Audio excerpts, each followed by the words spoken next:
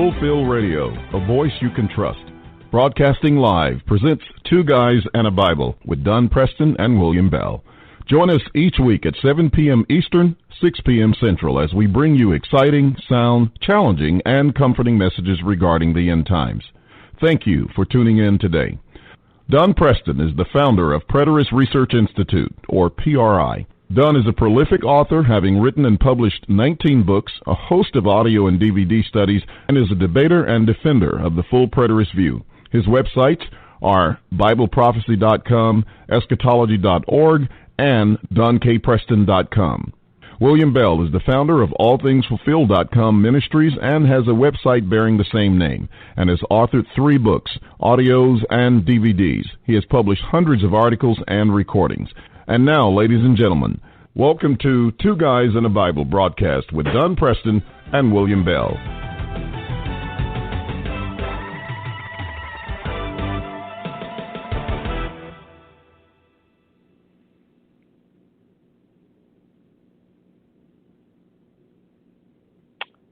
And good evening, ladies and gentlemen. I thought William Bell was with us. I do not hear him. I do not know if anyone can hear me. I think I'm on the internet. If you can hear me, then I would just make this comment very, very quickly. As of about 45 minutes ago,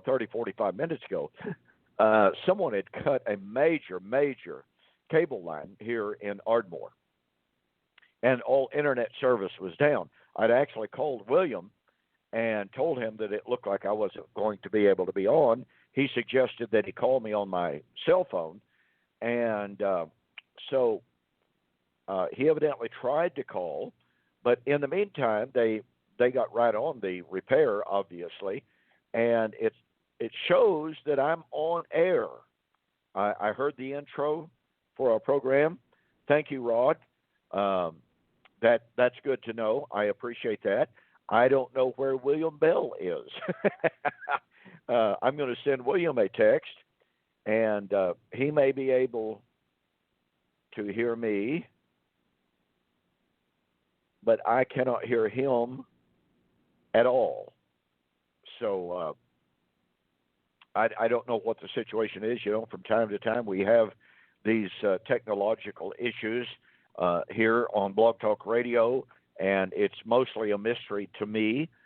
But in the meantime, I just sent William a text asking him where he is, and perhaps he's having technical difficulty. Perhaps he can actually hear me. Perhaps he will contact me back here momentarily and let me know that, something is going on. In the meantime, what you need to know is William will not be with us next week. William will be returning to Ghana. He has some absolutely fantastic things going on there insofar as establishing a church, getting some things going insofar. William says he can hear me. Well, that's good, William, but I cannot hear a word from your side. So I have no earthly idea what's going on. Just don't know what to say. Maybe you can do something. Maybe you can work your techno wizardry and get online here with us to where we can hear you. But anyway, William will be in Ghana, Africa, next week, carrying on that work that he has been involved in with Solomon Baidu. I believe it may be the correct pronunciation of that. And I tell you, as I've said before, it's just absolutely thrilling and exciting to know and to be a small part of what William is doing over there, the long-term implications, the long-term ramifications of the groundwork and the foundation that William is laying along with the locals that are there is just ultra exciting. And so I want to encourage everyone to have William and to have that work there in Ghana in your prayers, to assist and to aid in any way that you can. because, like I said, it's absolutely stunningly amazing and exciting to know of the work. I can't wait for William to get back. He'll be gone for approximately a week. And then right here on Blog Talk Radio, on Two Guys in a Bible, a voice you can trust, I am due to have William Bell will be the moderator, timekeeper, rules keeper, et cetera, et cetera. I'll be having a 2-hour formal radio debate here on our program. On Facebook just recently, Mr. William Vincent posted claiming that Matthew 16, 27, and 28 is absolutely not a prediction of the second coming. I took issue with that, but Mr. Vincent also posted that not only is Matthew 16, 27, and 28 not the second coming, but that he would debate anybody on the issue. I immediately answered that challenge and accepted that challenge. And so when William gets back from Ghana, we will be having that debate here on Two Guys and a Bible. So I want you to be aware of that. I want you to spread the news. We want to have a wide listenership to that debate. And I've already had one debate with Mr. Vincent on whether Daniel chapter 7, 13 and 14, which describes the coming of the Son of Man on the clouds of heaven to receive a kingdom. Mr. Vincent took the position that was a reference to the ascension of Christ in Acts chapter 1, which, by the way, is a position that I once took. But when a person actually reads the text, when a person actually honors the context, you cannot take that position. And so after 2 installments on YouTube of that debate, Mr. Vincent dropped out, completely disappeared. He failed to continue that debate, and that's rather unfortunate. I thought the debate was just going swimmingly well, as a matter of fact. But based upon my last negative, I can well understand why Mr. Vincent decided to withdraw. So we will see how this debate goes. Again, the issue is, does Matthew 16, 27 and 28 predict the second coming? Now, Mr. Vincent takes a position that it talks about the glorification of Christ. He takes that as being fulfilled on the Mount of Transfiguration, Matthew chapter 17. He takes that as Christ's resurrection. He takes that as Christ's ascension. So he takes this prediction of the coming of Christ and the glory of the Father, and to the very best of my knowledge, he applies it to at least 3, perhaps 4 different events. At one time, he actually even included the fall of Jerusalem in the sequence of events, the narrative of the glorification of Christ. I do not know if he still is willing to take that position or not. We shall see. He was actually supposed to have submitted some formal proposition for his affirmative for me to consider whether or not it is something that I want to agree to debate, or whether it's going to be so vague, so ambiguous, so nebulous as to be, allowable of almost anything. Part of the key to any successful debate, folks, is making sure that you have a proposition that is very carefully, that is very properly, that is very specifically defined. And so I sent Mr. Vincent a message on Facebook today urging him to send me a properly defined, properly worded affirmative proposition that he wants to affirm. I'll be really honest, I don't know if he did that or not. I've been sort of kind of running around today. I found out that a good friend of mine here in town had passed away suddenly, totally unexpectedly. And so I've been somewhat involved with that today. But anyway, all of that aside, that's something for you to be looking forward to. We will be announcing that. We will be promoting that debate here. We will be promoting the debate on YouTube. We will be promoting the debate on Facebook, so be watching those venues. I'll be having an announcement of it on my website, donkpreston.com, BibleProphecy.com. So we want everyone to have the opportunity to tune in and to listen to that debate. We will be posting the debate on YouTube after it is finished. I'm sure there will be a link posted to the YouTube video or audio as well. And so we want everyone to have as much access to that discussion as is possible. William, I still don't hear you. In case in case you're there, and in case you're trying to get on to where I can hear you. So keep trying if you would. We certainly want to hear from you this evening. And so on to other things, folks.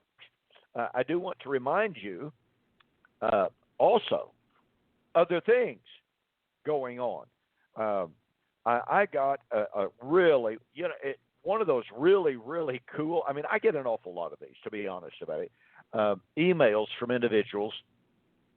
I get private messages on YouTube. I get private messages on Facebook, and I get public notices and what have you. But I got this private message today from a gentleman from Nigeria. He had just recently discovered our YouTube videos. And as he says, he has been binge watching ever since. He is absolutely thrilled with what he is finding. He said, I had come to believe that dispensationalism was deeply flawed. And he said, I had begun to see the significance of the fall of Jerusalem. But it was not until I started viewing your videos that I began to put all of the pieces together. And so here's a gentleman in Nigeria that is super, super excited. There's another gentleman from Nigeria that I have been hearing from, is so eager. Now, he's a minister, by the way, and he has been asking for some financial help. Now, that's very, very common when we're dealing with overseas people. There's a sentiment in lots and lots of third world countries that all Americans are extremely wealthy, that we've just got more money than we know what to do with, and that all they've got to do is ask. And I'm not trying to be negative here, and I'm not trying to be caustic by any means, but there certainly seems to be an attitude among many from overseas that Americans just have more money than we need. Well, we certainly are blessed, and there's no question about that. But that doesn't mean that we have tons and tons of money to just give away. But this individual has been asking for help to buy a portable microphone system so that he can go into the cities and preach. He has been asking for help with some translations of the Bible in his language so that he can pass them out and help people to understand the Word of God. And, at this point, I just simply have not been able to help him financially. If anyone has an interest in perhaps supporting that, I will be happy to kind of, I'll use the term oversee that, kind of guide that process if you wish to give that. So if you're listening and you have an interest in perhaps helping purchase a portable microphone system, speaker system, to help this individual preach the word there in Nigeria, just get a hold of me. And, I've heard from people from Norway. I have heard from people from Sweden. I have heard from people from many different venues over the last, week and a half. Many of them saying that they have just now discovered the YouTube videos. And so as we continue to share the word in whatever venue that we have, folks, if you haven't checked out William Bell's YouTube video, All Things Fulfilled, you need to do so. He posts his videos of his radio program that he produces every week. And it's just absolutely chock full of great teaching. And of course, I have my YouTube videos. He has his YouTube outlet. I have my Facebook and what have you. So listen, as I say very, very often, and by the way, don't forget, on Saturday afternoons, Saturday evenings. William Bell is on the Now TV network with a 30-minute program. I am on every Friday morning at 9:30 on Now TV, and you just have to go to the NowTV.com network, network program, and do a search to find our programs. Or perhaps, I think I just heard William get on. Did I hear you, William? Yes, I'm here. All right. William, perhaps you could help us out on how people can find our radio or TV programs on Now TV. Okay. Yes, you can go to Facebook and just look for the Now Network, and just tune in at the appropriate time, and the show will automatically come on. You can go to thenownetwork.org, and again, you can pull it up that way. Now, it's also on several channels around the country. You can get them on Roku, and so I would suggest that you look them up on your smart TV devices, and you'll be able to find some of those channels. I just had done the paper the other day that had all of the channels that we are available on, and if I can pull that out shortly, I will just give you a note and let you know, and we'll come back before the end of the broadcast and make all of those available. So if you want to just watch it on your regular TV using Roku or one of the channels on the smart TVs, you can do that as well. And, I've watched it on there. The show looks great from that perspective. And it's a great way to continue to engage in the studies of eschatology from that perspective. And we want you to to share that information. So when you're on any of these social media outlets, be sure and hit the share button. You have no idea how powerful that is, because you have a list of friends, associates, people who know you that do not know us. And when you post the video or the recordings on your page, or hit that share button where they have access to others through your news feeds, etc., then you've just double, triple, quadruple our reach, and new people get an opportunity to hear.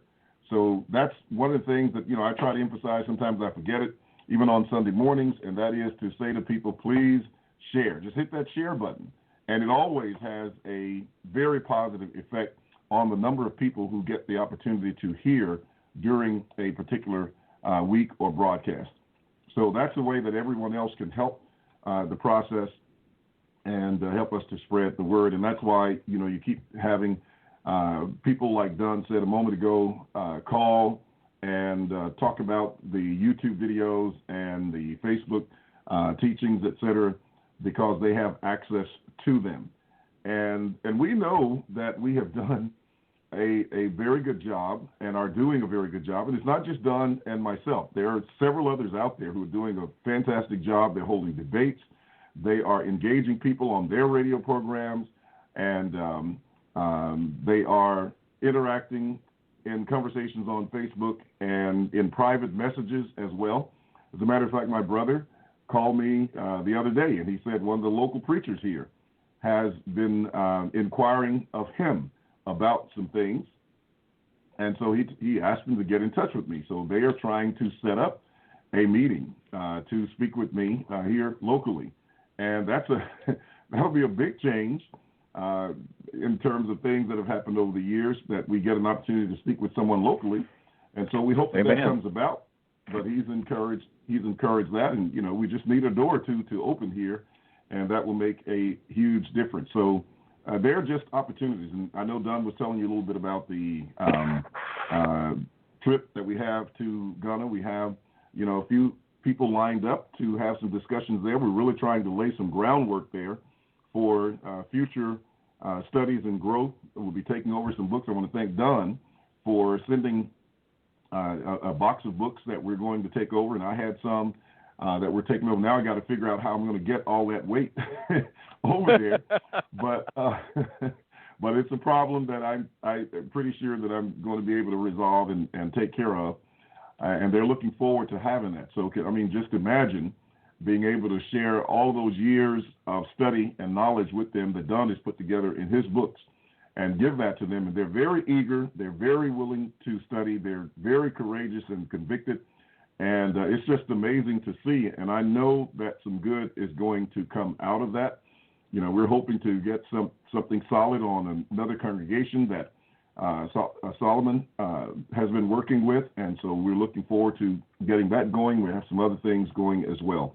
So it's just a great time. And, you know, we're looking forward to some very positive things there, and appreciate all the support and all the encouragement you give.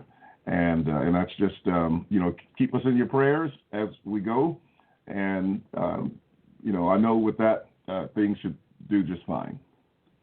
I was going to ask you, William, is Leora going with you this time? Yes, she is.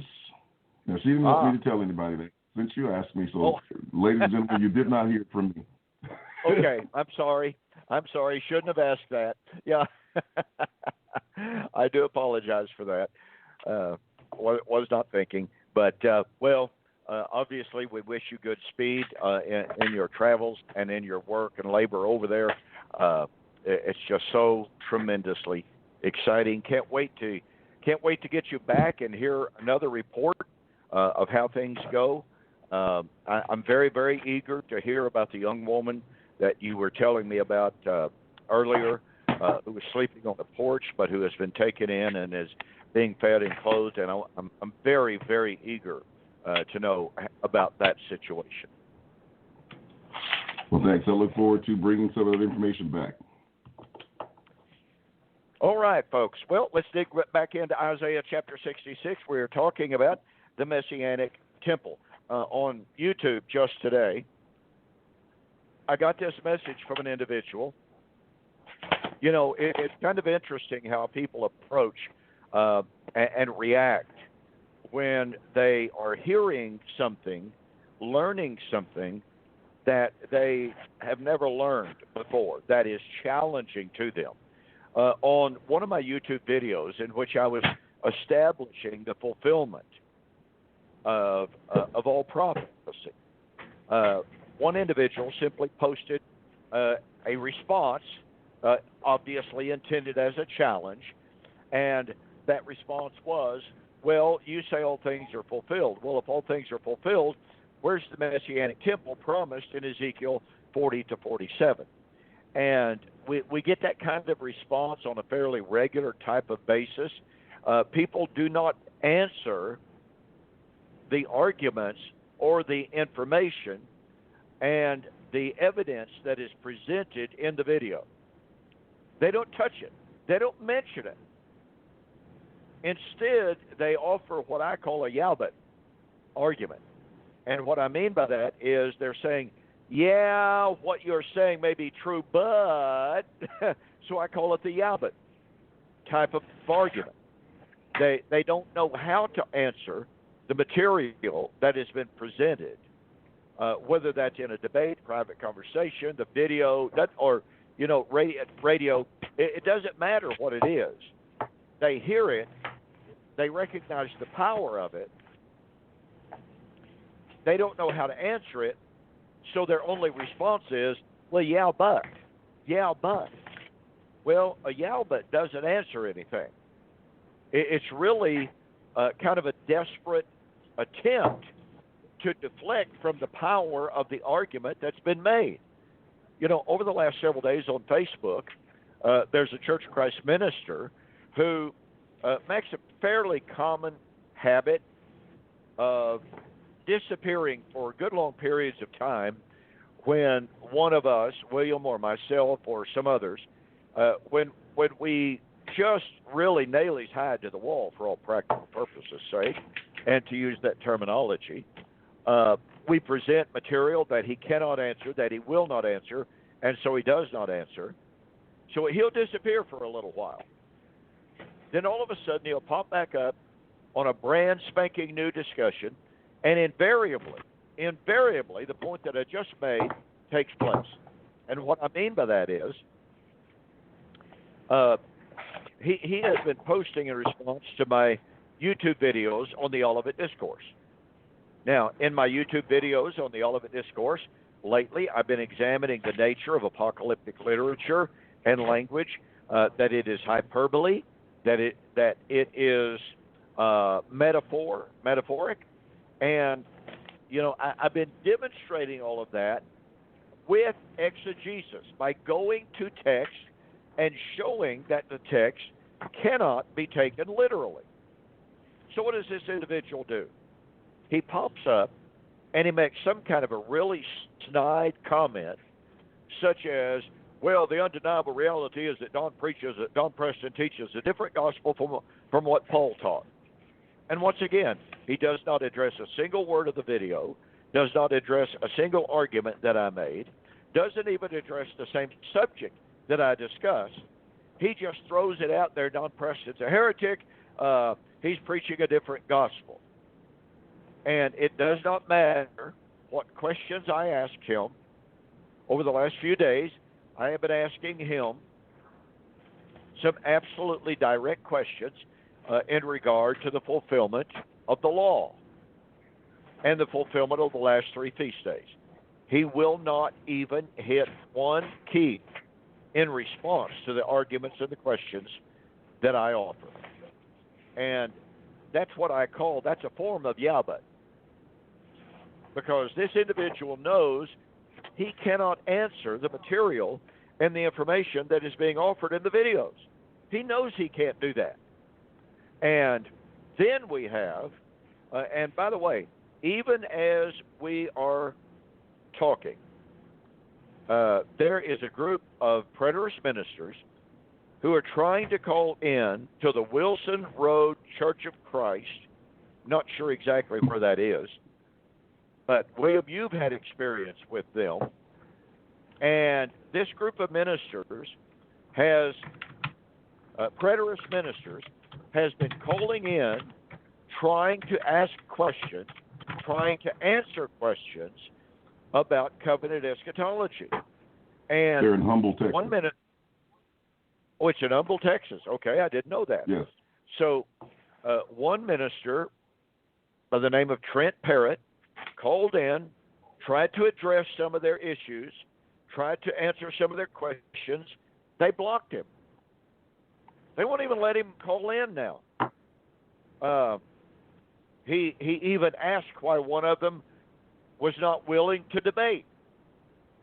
And the guy that he challenged to debate, John Watson, a minister from Indianapolis, I had a debate with him in 2008.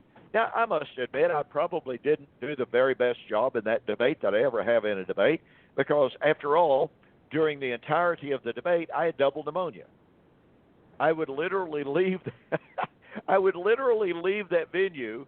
I would go back to the room and just, how should I express this? I would get rid of everything I had eaten. So anyway, so here is this group of individuals, ministers on this Wilson Road Church of Christ. The irony of what they're doing, blocking ministers from calling in, blocking ministers from answering their questions, blocking ministers from asking questions, is so ironic because they advertise their program. Okay, part of their lead-in to their program is, if you have a Bible question, feel free to call in. Feel free to email us. We will be more than happy to answer any question you may have. And yet, when Holger Neubauer got in on a Sunday afternoon recently and attempted to ask a question, they just told him, you're not allowed to ask questions on our radio program. This is our show, not yours. And they forbade him and others from asking questions. And you, William, you've had your own experience with this radio program, a less than stellar interaction with them. They are typical of the Yabut folks. They want to be able to say their thing. They do not want to answer any argument. They do not want to interact with anyone on a solid, saying mature Christian level. Those of us who are preterists, as one commentator on that program said over the last week, those of us who are preterists are some of the most ungodly people on the face of the earth. Now just think about that, folks. Those of us who believe and who teach that God is faithful, that Jesus made his predictions about the time of his coming and the nature of his coming. And preterists are the only group of Christians who affirm with full confidence that Jesus kept his word, that therefore he is the Son of God, that therefore the Bible is inspired. And yet we're called heretics. We are called ungodly. The irony here, as William and I have said through the years, as this has happened to us over and over and over and over again, the irony here is just, it's eyeball deep of how the only people in the world who affirm the faithfulness of God, the fulfillment of Jesus' promises and prophecies, we are the ones called heretics. And I just saw with an announcement that another one of them got blocked as they tried to call into the program. So they're evidently, really, really doing their best to call in to engage on that program, and yet they're being blocked. They don't want anybody calling in discussing this issue. They just want to talk about it and talk about how evil and wicked it is. It's absolutely amazing. So, well, that's maybe enough of that soapbox. I will suffice it at that. William, you want to offer any comment on this? As you said, it is amazing that they do that. I mentioned before that I had contacted one of the gentlemen on that show and offered to debate him, and he wrote me back basically saying he was going to do it, and then I think somebody tipped him off in terms of who I was, because he didn't know who I was. I had listened to his show a couple of times, and once he figured that out, he decided he didn't want to even talk to me anymore. And what they do is they feel as though they have the authority, the power, the right, and the privilege to determine who gets the opportunity to hear or to extend a platform to someone. And that was the thing that they started in Memphis a long time ago by saying, we don't want to give him a platform, as though they own the cattle on 1,000 hills. And exactly.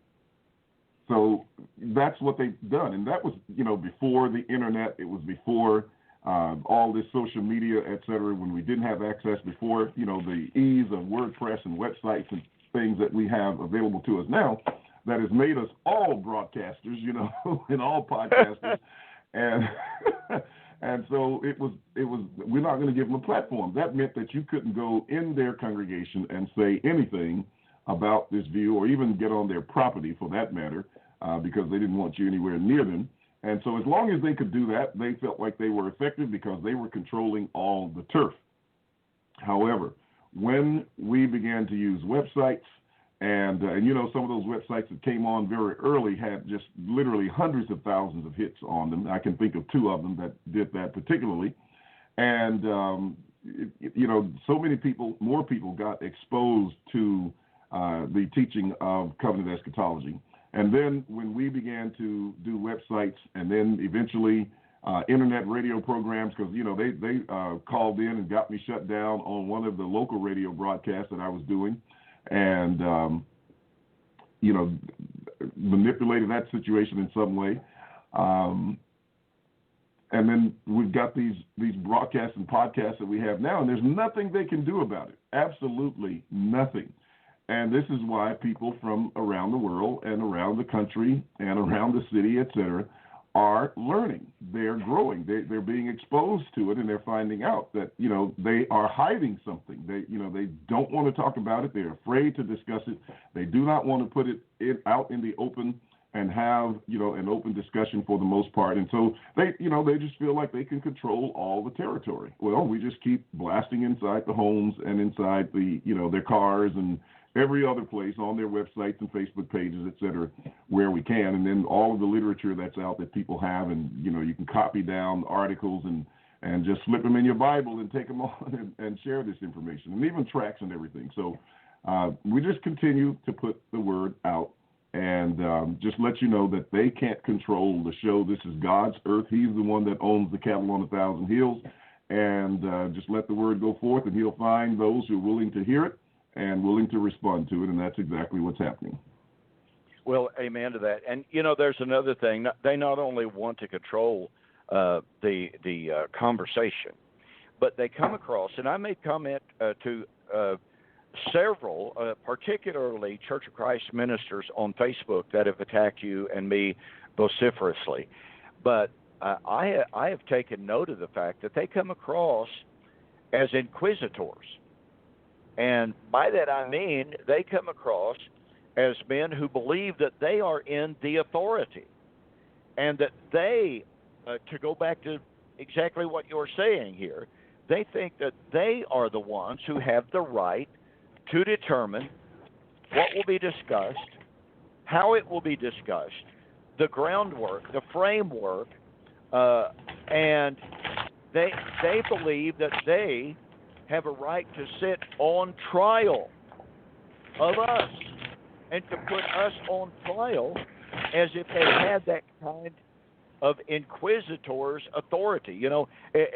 Very, very often, I think, as I read some of their comments, I think about a group of 3 or 4, Roman Catholic inquisitors back during the Dark Ages, and they've gathered some poor soul in front of them, and they've made an accusation against them. They've already determined that he's guilty. They've already determined they're going to burn him at the stake. But for the sake of, quote, fairness, unquote, what do? Well, here's the charge against you. Do you wish to answer the charges? Yes, Your Honor, I do. Well, never mind. We don't want to hear it. You're guilty. Burn him at the stake. That's the kind of attitude that is portrayed by an awful lot of these individuals on social media. And I've made the comment with some of them before. And I had one individual, he is of the Greek Orthodox persuasion. He said if it was up to him, we would be burned at the stake. And another individual, who is actually the head of a Reformed seminary, said that when his words were, when we, and by that he means the postmillennialists, when we take over, there will be a real simple solution to the heresy of preterism, and it's called a bullet to the brain. And so that mentality, it's difficult to imagine that kind of a violent mentality is out there, still powerful in the world today. And it's that attitude of the Inquisition that still remains with us today. The great thing about it is, as William put it so well a moment ago, they don't have that authority anymore. They cannot control social media. And so here we are, and the word is growing in spite of what they say, and there's not one single thing they can do about it. And it's just absolutely, it's hilarious. I want to add one other point to that sense of authority that they have, and what happens in those scenarios. Now, what you have really, especially, and this happened in my case, and if you're someone that is either well-known or at least, in your circle of influence, you're known, and that's usually true of any preacher in a local area because he's known by several congregations there, depending on how they interact one with the other. You will have a group of people who know you and that have been following you for a while, or, are acquainted with you, who will ask them to, have you spoken with him? Have you had a meeting with him and sat down and tried to discuss this with him, et cetera? Well, now what that does is it puts them on the spot, because instead of just, doing the inquisition and just ramroding it down and saying, okay, we came together and this is the charge, and you say you agree with those charges, so that's heresy and that's the end of it. No, what they have to do in order to appease the people who are asking them, have you spoken with them? And see, the people are going to take their words for it, and they know that. So what they will do is they will have a meeting that looks every bit like it is an open meeting for a discussion, et cetera. Let you give your presentation. They won't answer any arguments. They can't answer any arguments as far as it goes, and that becomes obvious in the meeting. And then when it's over, they will say something like, well, you see, it's heresy. They haven't answered any arguments. They haven't responded to anything. They can't. And then when it's done, then they go back and say, yes, we have met with him. And that satisfies their conscience, and it satisfies their, that requirement that they have, if you please, that the people are demanding to hear. But they will never allow you, or generally they don't allow you to have the meeting in front of the people so they can see exactly what happens. And that's very, very interesting in the way that they try to conduct those things. It's always one where they want you behind a closed door so they can be in control of everything. They usually have, more people there than you, because it's just you. Most of the cases when you just have, and you're just starting out or whatever, you just have one person who understands it, so who teaches it. And so you got 10 or 12 guys there, and they're all going to be in agreement that, okay, it's wrong, let's get rid of it. But that's kind of another part of the scenario that people may not be aware of.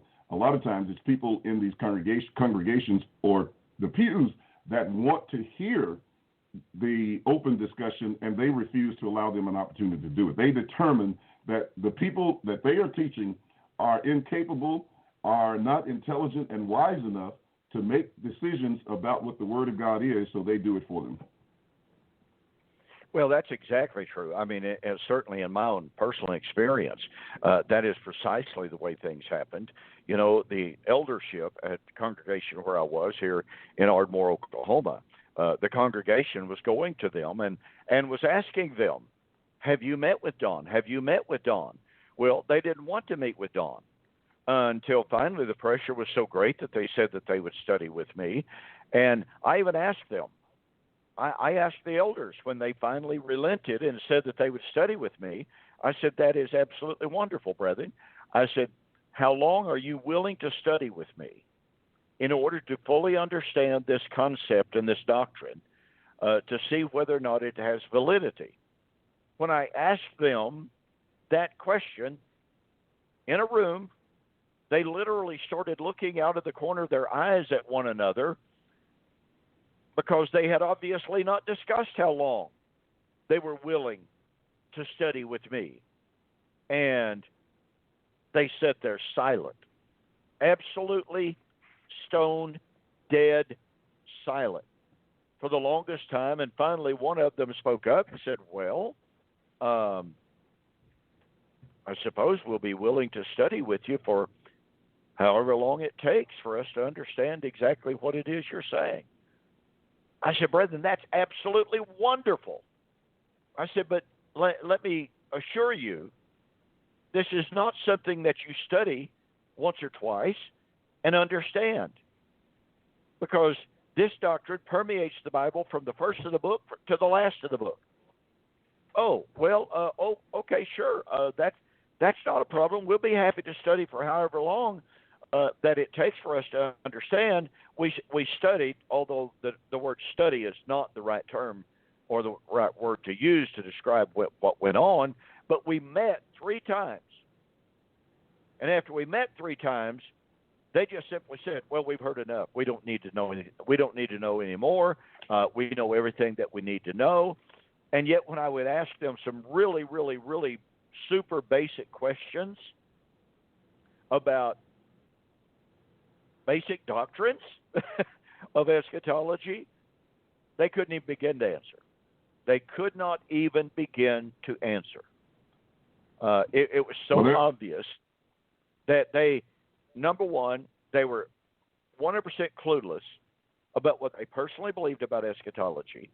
They were 100% clueless about what the Bible actually teaches about eschatology. And third, one of them had gone to Oklahoma City and gone to the Bible department of what used to be called OCC. It's just simply called OC now, OC. And said, okay, we got a preacher who's teaching AD 70, blah, blah, blah. How do I answer it? That professor gave them some answers. This particular elder did not know, did not grasp, did not at all grasp the substance of the questions. When I answered the questions and asked a following question, he invariably gave the right biblical answer, and it got so comical that one of the elders sitting next to him, after this elder, who was the chief inquisitor that day, that elder had answered one question after another that I had posed. I had answered his question and then asked follow-up questions. He had answered each one of my questions correctly and did not even understand that he was destroying his own doctrine. And as I said, it was so comical that an elder sitting next to him, after he had answered one of my questions, reached over, put his hand on his arm, and said, Bill, you're taking Don's position. Your answers support what Don is saying. And he looked over at him and he said, What? What did you just say? He said, you just answered in a way that agreed with what Don is saying. And he goes, I did? I mean, it was in that room on the part of the eldership was absolutely appalling. So that's what we encountered. I wanted to say something else in addition to that. On that note, is they go into these meetings, and just as you say, they are not qualified to discuss the subject because they haven't studied it. They don't understand it, and they don't know. And after they do meet and not understand what's going on and, how to understand and exegete these passages, someone from the outside who has some clout, like a big name preacher or preachers, will then call them and tell them what to do about it, which is basically, give you the pink slip or axe or whatever, and that happens as well. So you have to understand the reason they do it is because they don't want to be put in the position of having to defend their position. So they use their influence to tell these elders and others, well, fire them, get rid of them, etc. And if you can get rid of them and get them out of sight, then we don't have to deal with it. That's precisely what happened in my case when the eldership here simply absolutely could not answer really simple questions on eschatology. I mean, some of the most fundamental, rudimentary type of questions that I would pose to them, and I would give them the scriptures to read, and they would read it, and as in the case of this one elder, he would answer it correctly. He would read the text and say, well, it says this, and that's what it says, and literally did not have the depth of knowledge, did not have enough academic background and intellectual prowess, and I'm not trying to be insulting. I'm just simply saying what the situation was. He literally did not have the mental acuity to know that the answer that he had given from the text was fully supporting what I was saying, that Don Preston was agreeing with the scripture, but now they're accusing Don of being a heretic And yet, when Don asks them to explain the Scripture, they give the correct answer, not understanding that they're placing themselves in the heretic camp.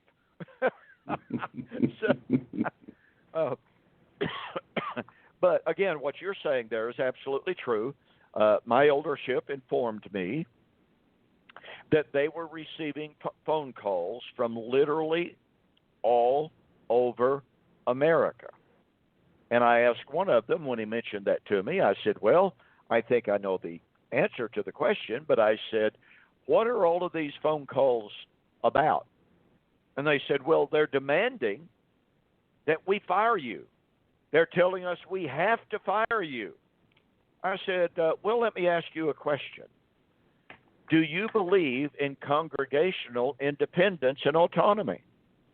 Well, absolutely. Absolutely. We're not going to allow other people to tell us what to do. And yet they wound up doing exactly what all of these elderships, all of these preachers, all of these professors told them they're supposed to do. And all the while trying to give some semblance of congregational authority and autonomy, when in reality they had totally kowtowed, totally submitted to the peer pressure of the rest of the brotherhood that told them, without proving their case, but told them that they had a heretic preaching for them. And so, you know, let me say this. I think William touched on it ever so slightly a bit ago. You know, this is what any preacher has to go through, and it doesn't matter if it is in the churches of Christ, Baptist, Presbyterian, it just doesn't matter. You know, years ago, David Curtis from Virginia Beach called me up. I'd never heard the name. I did not know him from Adam, as the saying goes. And he called me up and he said, you know, Mr. Preston, you don't know me. And he said, this has got to be one of the strangest phone calls you've ever received, because I'm a Baptist and you're a member of the Church of Christ. But he said, I need some help. And he had started teaching covenant eschatology and was being accused of heresy. And he said, what do I do? And I said, well, the best thing that I know for you to do is to hunker down and pray a lot. Because I said, here's what's going to happen. And I just laid it out. I said, some of your best friends, some of the people that you think are your best friends in the world are going to turn on you like vicious, rabid dogs. Some of your friends, some of your so-called friends, are going to tell outright, blatant lies about you.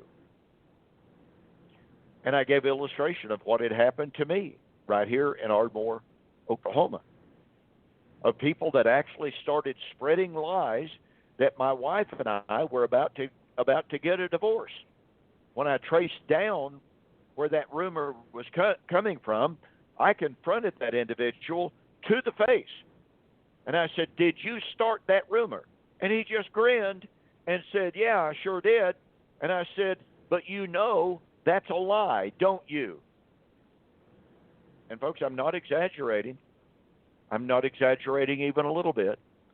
His response was, yeah, but I'm going to get you fired. And when I get you fired, I'm going to walk down the aisle and repent and ask for forgiveness. And I said, well, you know, brother, I said, there is such a thing as premeditated sin for which there is no forgiveness. And I said, you need to think long, hard, and seriously about what you're doing. You just admitted that you are purposely and willfully lying about me. So I shared that with David Curtis. I said, here's what's going to happen. And he said, no. He said, these people are my friends. These are my family. He said, they're not going to do that. And I said, well, David, I said, I may be wrong, but I'm not. I said, this is happening all over America, even as we speak. And I said, the names have been changed to protect the guilty. That's all you can say about it. And I said, you can hope, you can pray that it will not happen. And I said, I will even join you in prayer that it does not happen. But I can absolutely assure you these things are going to happen. And when they happen, you are going to be devastated if you are not prepared mentally, emotionally, spiritually to be betrayed by your brethren. And he just told me, he said, Don, I just don't think it'll happen. He said, I love these people. They love me. I've been with them for many, many years. And he said, I just can't imagine it happening. Well, a period of months passed, maybe not even months. And my phone rang, and it was David. And he said, you know, Don, when I called you before, you warned me what was going to happen. And he said, I told you it wouldn't. But he said, it's like you had a written script. And he said, every single thing that you said was going to happen, right down to the very words that you said would be stated. It happened. He said, some of the people that I have cherished as some of the very best friends that I've had in this world have turned on me. I've had members of the church lie about me. And he said, every single thing that you said was going to happen has happened. And he said, I have never been so disappointed in all of my life. He said, I just simply don't know what to say. And I said, well, as I told you before, I wish that I would have been wrong. I could pray that I would have been wrong. But I've seen the script, I've seen the story, I've seen the act, seen that movie before. And the names are different, the venues are different, but people do not change. When you challenge their paradigms, when you challenge their traditions, they're going to react. And unfortunately, some people believe that as long as they are fighting what they believe to be is false doctrine, when they believe that what they're fighting is dangerous heresy, they literally believe that it is okay to lie, that it is okay to bear false witness against people that they previously called their friend and their brother in Christ. That's human nature, unfortunately. And it's not going to change at all. And of course, the rest is history, as they say. And we have seen and we continue to see this very, very sad drama play out all across America. You know, it happened to you, it happened to me, it happened to David, it happened to Larry Siegel. It has happened to any, and to Jack Scott. It has happened to any number of ministers. With this group of ministers that has been trying to call in to this radio program, as I continue to get these notifications, it is more than obvious that the people from that Wilson Street Church of Christ have no intention or desire to open their hearts, open their mind, to even consider the truth of covenant eschatology. They are willing to act in literally ungodly ways to prevent the word from being heard. Well, you know, William, we didn't get on the Messianic Temple tonight. We just decided to kind of share some very personal information here. Our listeners very often tell us that they appreciate us doing this. So, folks, I hope that something that we have said tonight will give you hope, perhaps give you courage. perhaps give you encouragement in your walk with the Lord, to do what is right, to follow the truth, to be Bereans no matter what, believing in the Lord and in His Word. And with that, I'm going to say thank you again so much for joining us here on Two Guys and a Bible on Fulfilled Radio, a voice you can trust. With that, I will say good night and God bless. Thank you for joining the Two Guys and a Bible radio broadcast. On behalf of Dunn Preston and myself, we'd like to say have a very pleasant day and may God bless. Until next time, we'll see you on Fulfill Radio, a voice you can trust.